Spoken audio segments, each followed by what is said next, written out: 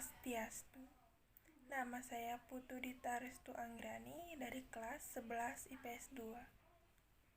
Saya akan menjelaskan kembali secara singkat tentang Dasa Awatara. Pengertian Awatara. Awatara dalam agama Hindu adalah inkarnasi dari Tuhan Yang Maha Esa maupun manifestasinya. Tuhan Yang Maha Esa ataupun manifestasinya turun ke dunia mengambil suatu bentuk dalam dunia material guna menyelamatkan dunia dari kehancuran dan kejahatan, menegakkan dharma dan menyelamatkan orang. Agama Hindu mengenal adanya dasa awatara yang sangat terkenal di antara awatara-awatara lainnya. Dasa awatara adalah 10 awatara yang diyakini sebagai penjelmaan material Dewa Wisnu dalam misi menyelamatkan dunia. Dari 10 awatara, 9 diantaranya diyakini sudah pernah menyelamatkan dunia, sedangkan 1 diantaranya awatara terakhir atau Kalki Awatara masih menunggu waktu yang tepat, konon pada akhir kali juga, untuk turun ke dunia. Kisah-kisah awatara tersebut terangkum dalam sebuah kitab yang disebut Purana. Dan saya akan menyebutkan dan menjelaskan secara singkat 10 awatara dari zaman ke zaman.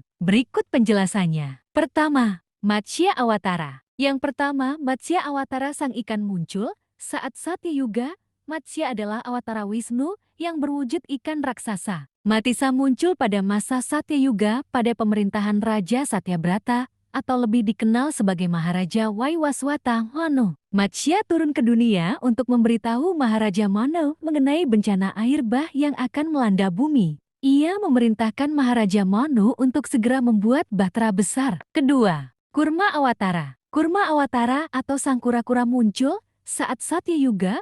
Kurma adalah awatara atau penjelmaan kedua Dewa Wisnu yang berwujud kura-kura raksasa. Awatara ini muncul pada masa Satya Yuga. Dan menurut kitab Ediparwa, kura-kura tersebut bernama Akupa. Menurut kitab Purana, Kurma juga nama dari seorang rasi putra Grat Samada. Ketiga, Waraha Awatara. Waraha Awatara atau sang babi hutan yang muncul saat Satya Yuga. Waraha adalah awatara atau penjelmaan ketiga dari Dewa Wisnu yang berwujud babi hutan. Awatara ini muncul dalam masa Satya Yuga atau zaman kebenaran. Kisah mengenai Waraha Awatara selengkapnya terdapat di kitab Waraha Purana dan Purana-Purana lainnya. Ada seorang raksasa bernama Heranyaksa. Heranyaksa hendak menenggelamkan Pertiwi atau planet bumi ke dalam lautan kosmik. Melihat dunia akan kiamat, Wisnu menjelma menjadi babi hutan yang memiliki 2 taring panjang dengan tujuan menopang bumi yang dijatuhkan oleh Hiranyaksa. Dan pemenangnya adalah Dewa Wisnu.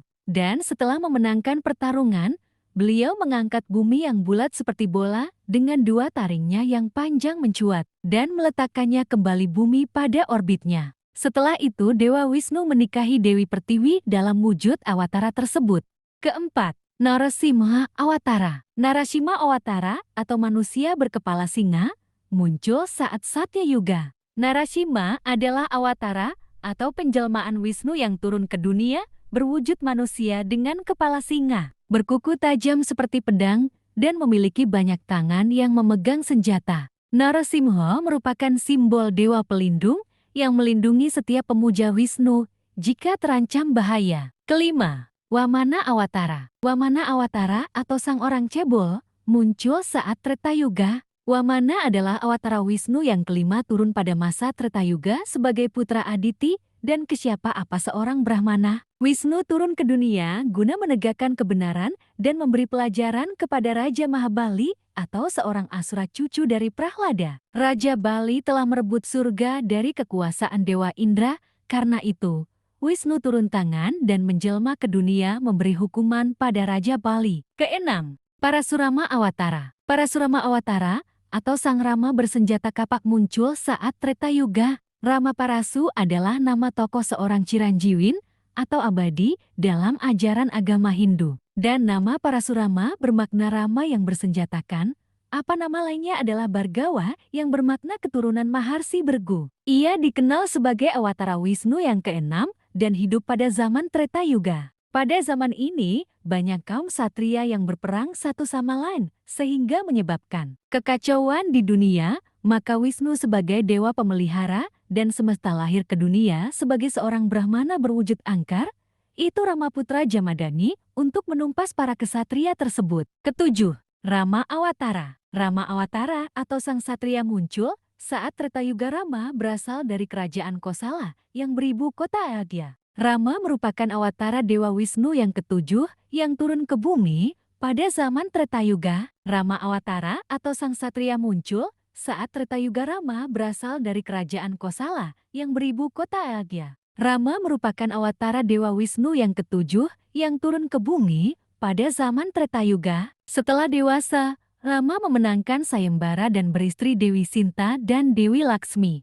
Rama memiliki anak kembar yaitu Kusa dan Lawa. Kedelapan, Kresna Awatara. Kresna Awatara atau putra Wasudewa muncul saat dua prayoga. Krishna adalah salah satu dewa yang dipuja oleh umat Hindu, berwujud pria berkulit gelap atau biru tua, memakai dhoti kuning dan mahkota yang dihiasi bulu merak. Krishna digambarkan sebagai sosok pengembala muda yang mahir bermain suling, sedangkan dalam Wiracarita Mahabharata, ia dikenal sebagai sosok pemimpin yang bijaksana sakti dan berwibawa. Selain itu, Krishna juga dikenal sebagai tokoh yang memberikan ajaran filosofis dan umat Hindu meyakini bahwa kita sebagai kitab yang memuat khotbah Krishna kepada Arjuna tentang ilmu rohani. Kesembilan, Buddha Awatara. Buddha Awatara atau Pangeran Siddhartha Gautama muncul saat Kali Yuga dalam Bhagavad Purana.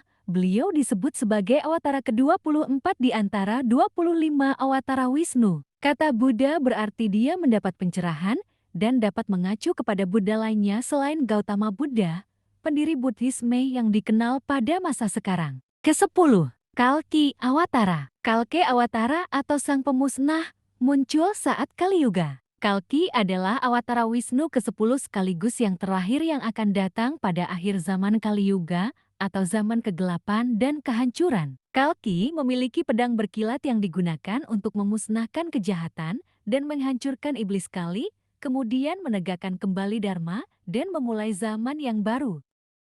Sekian dari saya dan terima kasih. Saya akhiri dengan Paramasanti. Om Santi, Santi, Santi.